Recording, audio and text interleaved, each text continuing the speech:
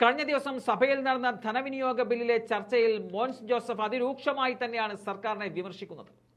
കേരള കോൺഗ്രസ് മാണി ഗ്രൂപ്പിനോട് നിങ്ങൾക്കെങ്കിലും കർഷകരുമായി ബന്ധപ്പെട്ട വിഷയത്തിൽ ഒന്ന് സംസാരിച്ചുകൂടെ എന്നടക്കമുള്ള ചോദ്യങ്ങളാണ് മോൻസ് ജോസഫ് ഉന്നയിക്കുന്നത്.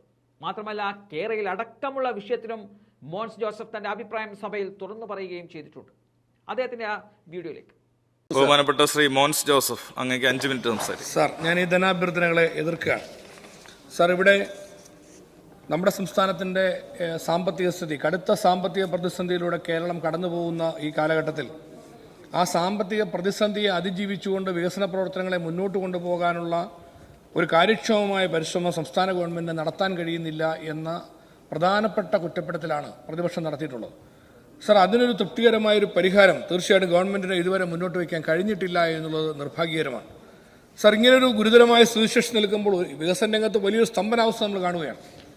ഇന്ന് ബഹുമാനപ്പെട്ട മുഖ്യമന്ത്രി ഇന്ന് അവതരിപ്പിച്ച ഈ 300 സ്റ്റേറ്റ്മെൻറ്റിൽ നമ്മളെല്ലാം പ്രതീക്ഷിച്ചു ഇത്തരത്തിലുള്ള കാര്യങ്ങൾക്കെല്ലാം ഒരു ആശ്വാസം ഉണ്ടാകും, കുറേ കാര്യങ്ങൾ കൊടുക്കും.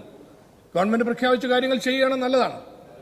പ്രതിപക്ഷ ഉപനേതാവ് ചൂണ്ടിക്കാണിച്ചൊരു പ്രശ്നമുണ്ട്, ഇതെങ്ങനെ ചെയ്യും, എങ്ങനെ നടപ്പാക്കും. സാർ, ഇവിടെ തൊട്ടു മുമ്പ് സംസാരിച്ച സെബാസ്റ്റ്യൻ കുളത്തേങ്ങൾ പറഞ്ഞു പ്രതിപക്ഷത്തിൻ്റെ വികസന വിരോധം മുൻവിധിയോടെ എതിർക്കുന്നു. അങ്ങനെയല്ല, അനുഭവത്തിൻ്റെ അടിസ്ഥാനത്തിലാണ് ഈ പാളിച്ചകൾ ചൂണ്ടിക്കാണിക്കുന്നത്. സാർ, ഇവിടെ ബഹുമാനപ്പെട്ട മുഖ്യമന്ത്രി ഇപ്പോൾ തന്നിരിക്കുന്ന സ്റ്റേറ്റ്മെൻറ്റിൽ 13ാമത്തെ ഐറ്റമായി പറയുന്നു വയനാട്, ഇടുക്കി, കാസർഗോഡ്, കുട്ടനാട് പാക്കേജുകൾ നടപ്പാക്കും. സാർ, ഇത് 2017-18 കാലഘട്ടം മുതൽ നമ്മൾ കേട്ടുകൊണ്ടിരിക്കുകയാണ്. ഒറ്റ പൈസ ഇതുവരെ ഈ പാക്കേജിൻ്റെ പേരിൽ കേരളത്തിൽ ചെലവഴിച്ചിട്ടില്ല.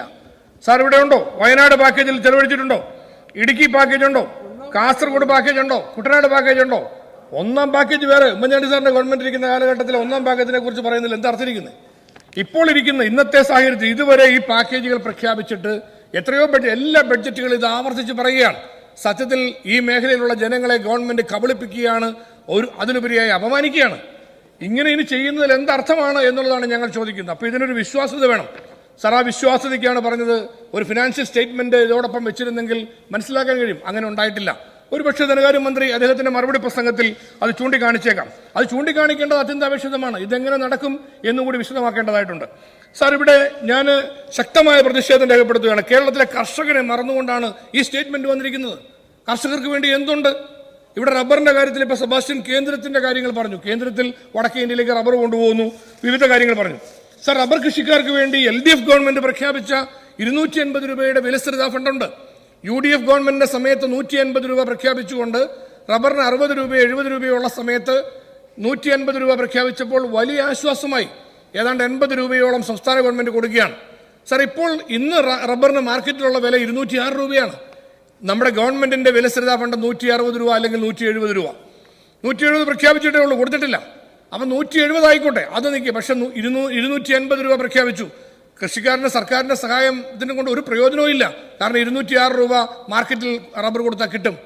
സാർ, ഇത് 280 രൂപയാക്കി അടിയന്തരമായി വർദ്ധിപ്പിക്കണമെന്ന ആവശ്യം നിരന്തരമായി ഞങ്ങൾ ഉന്നയിക്കുകയാണ്. കഴിഞ്ഞ സഭാ സമ്മേളനത്തിൽ അടിയന്തര പ്രമേയം എൻ്റെ ഭാഗത്തുനിന്നുണ്ടായി. ബഹുമാനനായ ശ്രീ കുർക്കുളി മൊയ്തീൻ ഇന്നലെ കൊണ്ടുവന്നതിൽ കാർഷിക മേഖലയുടെ വിഷയങ്ങൾ ചൂണ്ടിക്കാണിച്ചു. ഞങ്ങൾ പ്രധാനമായിട്ടും ഉന്നയിച്ച വിഷയം കാർഷിക മേഖലയുടെ തകർച്ച കണക്കിലെടുത്ത് ഒരു കാർഷിക പാക്കേജ് ഗവൺമെന്റ് പ്രഖ്യാപിക്കണം. സാർ, ഈ സ്റ്റേറ്റ്മെന്റിൽ ഉണ്ടായോ? എന്റെ ബഹുമാനപ്പെട്ട കേരള കോൺഗ്രസ് അംഗങ്ങൾ, നിങ്ങളെങ്കിലും ഈ വിഷയത്തിൽ ഒന്ന് ഇടപെടണേ. ഇവിടെ ഒന്നും സംഭവിച്ചില്ല. ഇല്ല, നിങ്ങളിഞ്ഞ് ഇടപെട്ടിട്ട് കാര്യമില്ല. നിങ്ങളിഞ്ഞ് ഇടപെട്ടിട്ട് ഒരു കാര്യവും ഇല്ലെന്ന് പാലായിൽ വെച്ച് മുഖ്യമന്ത്രി തെളിയിച്ചിട്ടുണ്ട്. അതുകൊണ്ട് ഒരു കാര്യവും ഇല്ലെന്നുള്ളത് ജനങ്ങളും തെളിയിച്ചിട്ടുണ്ട്. അത് പോട്ടെ, ഞാൻ അതിലേക്ക് കിടക്കുന്നില്ല. ബഹുമാനപ്പെട്ട മുഖ്യമന്ത്രി റബ്ബറിന്റെ കാര്യത്തെക്കുറിച്ച് പറഞ്ഞപ്പോൾ അദ്ദേഹത്തിന്റെ നിലപാടും സർക്കാരിന്റെ നയവുമല്ല ഞങ്ങൾക്കെല്ലാം ബോധ്യപ്പെട്ടിട്ടുണ്ട്. അത് കുഴപ്പമില്ല, അത് കാര്യങ്ങൾ നിൽക്കട്ടെ. പക്ഷേ ഒരു കാര്യം ഞാൻ ചൂണ്ടിക്കാണിക്കുന്നു, ഇനിയെങ്കിലും ഗവൺമെന്റ് 280 രൂപ. സുഭാഷ്, എനിക്ക് ആകെ 2 മിനിറ്റേ ഉള്ളൂ. ഇല്ല, ഒരു കാര്യമില്ല. അല്ല, ഞാൻ പറഞ്ഞല്ലോ 170 വർദ്ധിപ്പിച്ചിട്ട് എന്ത് വിശേഷം? 160 ഉണ്ടായിരുന്നു, 150 UDF ഉണ്ടെന്നാ. 160 ഉണ്ടായിരുന്നു, 170 കൂട്ടിയെന്ന് പറഞ്ഞു. എപ്പോഴാ കൂട്ടിയെ? സെബാസ്റ്റ്യൻ, ഇന്ന് മുഖ്യമന്ത്രി ഉമ്മൻചാണ്ടി സാറിന്റെ ഗവൺമെന്റിൽ നമ്മളെല്ലാം ഉണ്ട്. അത് നിങ്ങളില്ല, ഞങ്ങളെല്ലാം ഉണ്ട്. പോട്ടെ, 250 രൂപ കൊടുക്കുമെന്ന് പറഞ്ഞ LDFന്റെ വാഗ്ദാനം നിറവേറ്റണം. എങ്കിലേ ഗവൺമെന്റ് ആളുകൾക്ക് പ്രയോജനമുള്ളൂ.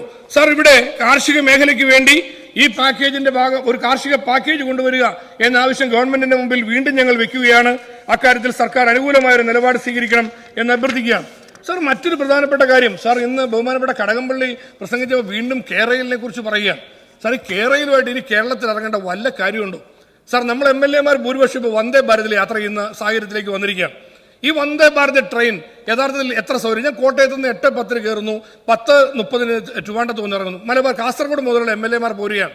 സാർ, നമ്മുടെ സംസ്ഥാനത്തിന് ഒരു പൈസ മുടക്കില്ലാതെ 2 മണിക്കൂർ 2.5 മണിക്കൂർ അല്ലെങ്കിൽ വളരെ ചുരുങ്ങിയ സമയം കൊണ്ട് തിരുവനന്തപുരത്ത് എത്താവുന്ന ഇപ്പോഴുള്ള നമ്മുടെ റെയിൽപാളത്തിലൂടെ ഈ ട്രെയിൻ ഓടിയിട്ട് ഇതുപോലെ സൗകര്യപ്രദമായി ലാഭകരമായി ഒരു സാധ്യതയുണ്ടെങ്കിൽ സംസ്ഥാന ഗവൺമെന്റ് ചെയ്യേണ്ടത് ഈ കേരളത്തിന്റെ പുറകെ പോവുകയാണോ?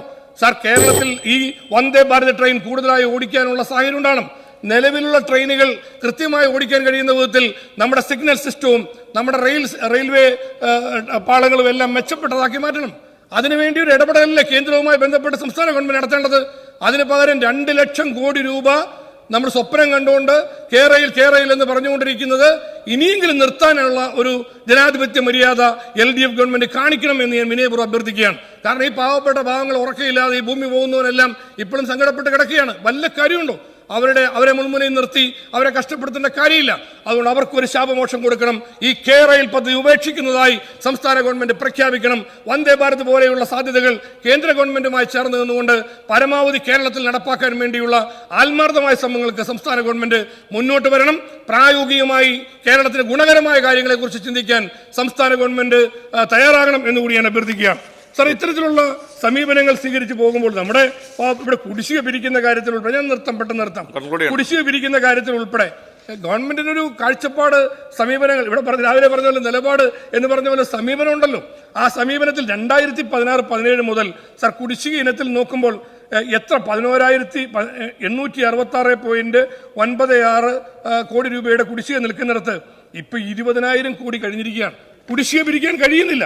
അപ്പം നമ്മുടെ ധനകാര്യ മാനേജ്മെന്റിന്റെ കാര്യത്തിൽ വരുന്ന പാളിച്ചകളാണ് ഇവിടെ സംഭവിക്കുന്നത്. ഇതുകൊണ്ട് വികസന പ്രവർത്തനങ്ങൾ മുഴുവൻ സ്തംഭനത്തിലാകുന്നു.